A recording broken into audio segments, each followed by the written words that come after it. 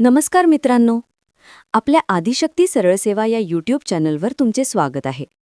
या चॅनलवर आपण सरकारी भरती, नवीन नोकरीच्या जाहिराती, परीक्षा अपडेट आणि महत्त्वाची माहिती नियमितपणे देत असतो. म्हणून अजूनही चॅनल सबस्क्राईब केले नसेल तर आत्ताच सबस्क्राईब करा आणि बेल आयकन दाबा. मित्रांनो, महसूल व वन विभागाच्या अधिपत्याखालील भूमी अभिलेख विभागाच्या सुधारित आकृतीबंधाला महाराष्ट्र शासनाकडून मंजुरी मिळाली आहे. या सुधारित आकृतीबंधामध्ये विविध पदांची संख्या निश्चित करण्यात आली आहे. चला तर पाहूया पदनिहाय नियमित जागा.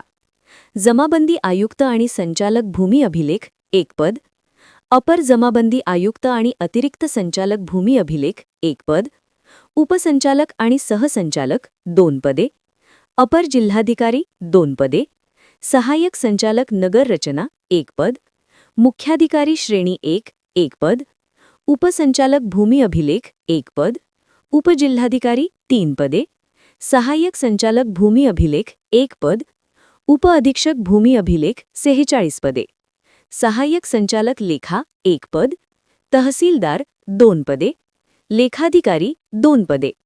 गट अ, उपअधीक्षक भूमी अभिलेख 515 पदे. महत्वाचे: सहदुय्यम निबंधक वर्ग 2 1 पद, सहाय्यक लेखाधिकारी 9 पदे, नायब तहसीलदार 4 पदे, शिरस्तेदार 1007 पदे, परीक्षण भूमापक 2568 पदे, भूकरमापक 4349 पदे, वरिष्ठ लेखापाल 44 पदे, अव्वल कारकून किंवा मंडळ अधिकारी 4 पदे.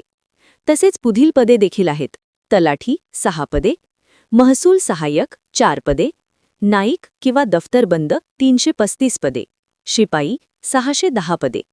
मित्रांनो, नियमित पदांची संख्या 9638 असून बाह्य यंत्रणेद्वारे 1045 पदांची भरती केली जाणार आहे. त्यामुळे एकूण 10683 पदांची भरती होण्याची शक्यता आहे. गट अ आणि गट ब पदांची भरती ही MPSC मार्फत केली जाणार आहे. मात्र गट क पदांची भरती ही MPSC मार्फत होईल की सरळ सेवेने होईल याबाबत अद्याप निश्चित माहिती उपलब्ध नाही. आणि गट ड पदांची भरती ही सरळ सेवेने होण्याची शक्यता आहे.